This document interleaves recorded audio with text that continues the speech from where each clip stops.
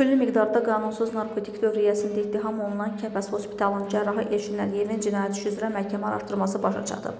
Təqsirləndirilən həkimə verilmiş ittiham məhkəmə istintaqı ilə sübuta yetirilib. İş materiallarından məlum olub ki, o daha əvvəldə narkotik cinayəti ilə bağlı məhkum edilibmiş.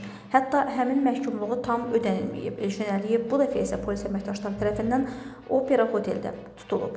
Otağa baxış zamanı müxtəlif növ narkotik vasitələr aşkar edilib. Cərrah məhkəmədə özünü təqsirli bilməyib. Elşən ifadəsində əvvəllər narkotik istifadə etdiyini etiraf edib, lakin həbsdən çıxdıqdan sonra vərdişindən aralandığını deyib. O tutulan gün hoteldə olma səbəbini isə Səhiyyə Nazirliyinin təşkil etdiyi imtahanla əlaqələndirib. Dediyinə görə 3-4 gün ərzində hoteldə hazırlaşmalıymış.